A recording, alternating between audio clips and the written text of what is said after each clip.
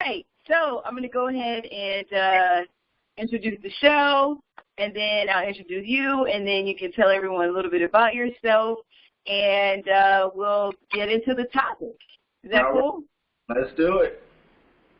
All right. Hey, guys, it's Cream, a.k.a. Miss Cream of the Crop, and this is Conversations with Cream. I'm so excited because I have Q Jackson as my guest, and I really want to say my guest co-host because Q also hosts another show. He does a lot of things in podcasting, media.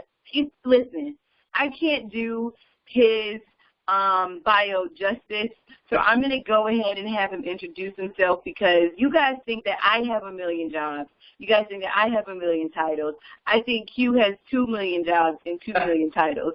So I am going to let him introduce himself to you guys, and then we'll get right into our topic. All right. Well, I appreciate it. So, guys, my name is Q Jackson. I am the founder of Quintessential Branding, which is a branding and PR firm that I started here in Atlanta about 8 or 9 years ago. I'm also the co-host of a radio show. It's Team Radio Show with Team Q. Also do quite a few other things in media. I'm an editor of a magazine, as well as a food blogger, a child of God, an at-home cook, an in-the-shower singer, all those good things. So those are just a few of the things that I do. Yes, those are just 20 of his 2 million jobs. Yes. I told you guys that if you guys thought that I was a hard worker or that I am a hard worker, I think Q is an even harder worker. I like to surround myself with people like him because I feel like when you surround yourself with amazing, first of all, you have to surround yourself with people with good vibes. Let's just start there, okay? You have to surround yourself with people who have good vibes, people who show love to other people, and people that are go-getters because they will encourage you to stay on your A game. They will also encourage you to continue to spread positive vibes and love. So I'm just happy to be in the company of Mr. Q Jackson. Appreciate it, and it's been nothing but a pleasure since the day I met you. Shout out to Cleveland. Hey, Cleveland. Hey. See, and Q's from Jackson as well. So for those of you guys that are either listening or watching, we are proof that good things do come out of Cleveland, okay? Cleveland can produce amazing people and amazing products. Absolutely. So we're just going to put that out there. So today's topic is sexuality in the Black community. And I feel like the 30 minutes that we're going to have today isn't long enough for this very heavy topic. But Q posed a question on Facebook, and he asked, were Black women afraid to date bisexual men? And I said, this is more than a Facebook answer. This has to be a podcast. He said, let's do it. So that's what we're going to be discussing today. I know that 30 minutes will not give us enough time to cover all the things that need to be covered, but hopefully we will at least give enough on this topic that will spark you guys to comment and give us your insight on this, and hopefully it will spark other people to talk about this on their platforms as well. So, Q, let everyone know why you decided to post this question on Facebook. Okay, so as we know, being Black, how can I put this? It's like certain topics are oftentimes off limits. Sexuality is a major thing. As we know, religion at times is a topic that, we can't discuss. So I was having a conversation with a friend a few weeks ago, and I thought, because I saw something online that said something about bisexualphobia. People don't really think that men can be bisexual. And if men are bisexual, then, of course, that means you're just gay. No, I can like men, I could like women. Just like it's more acceptable, it seems like it's more acceptable for women to be bisexual than men. So we had a conversation on that.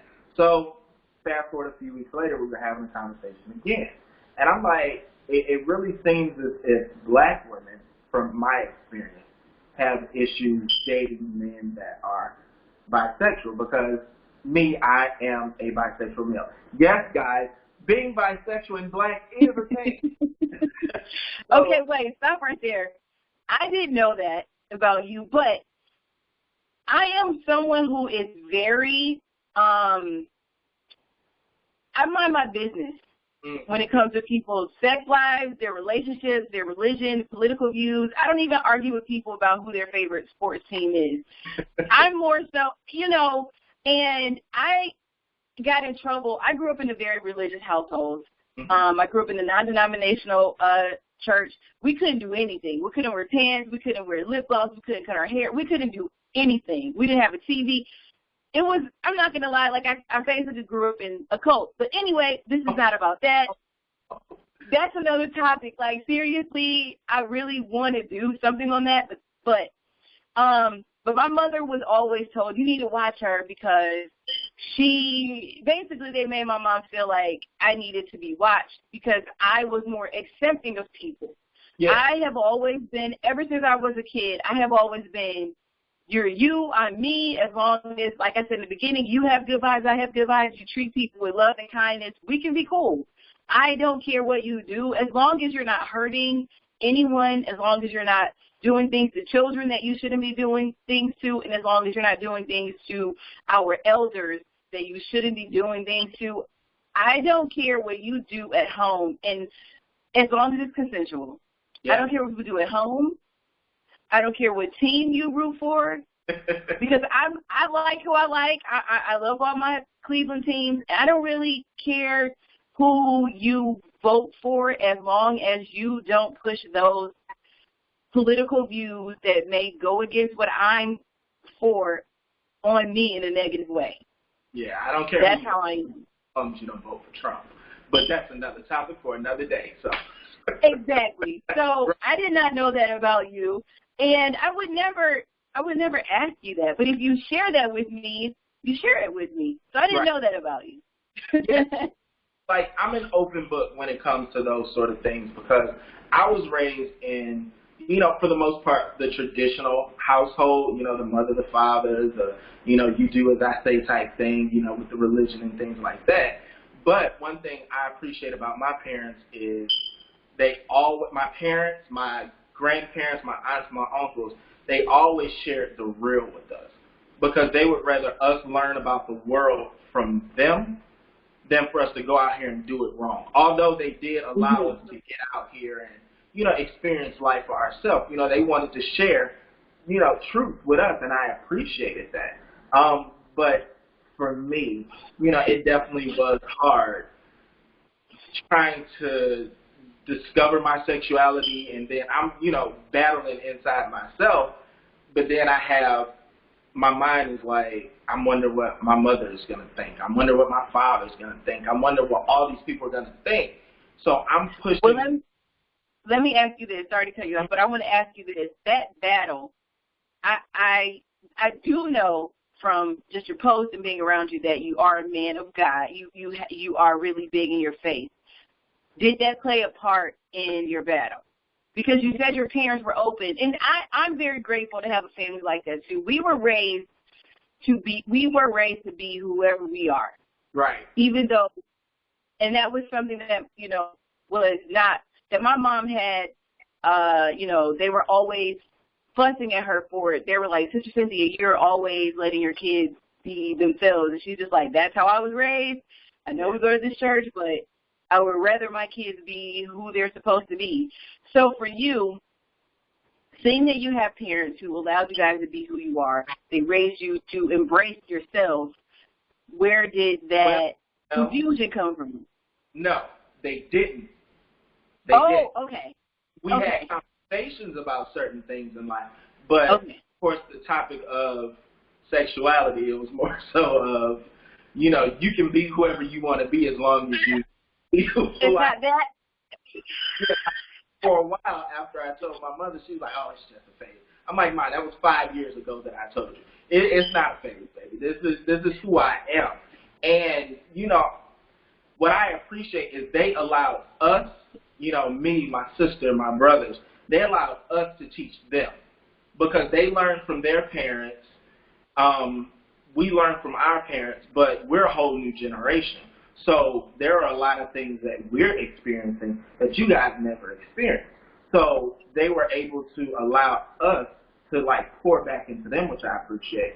And even the of mental health in our community. It was something that was not talked about years ago.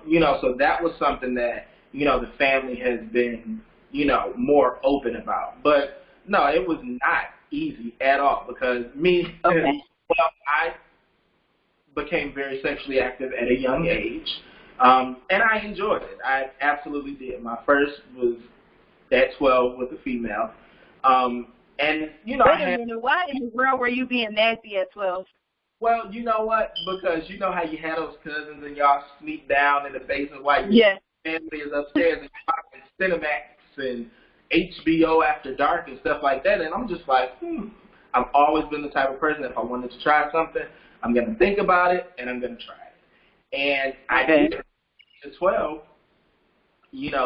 the particular young lady that I had my encounter with, it was, of course, a consenting thing. We were about the same age. We were the same age. And, it lasted for a while.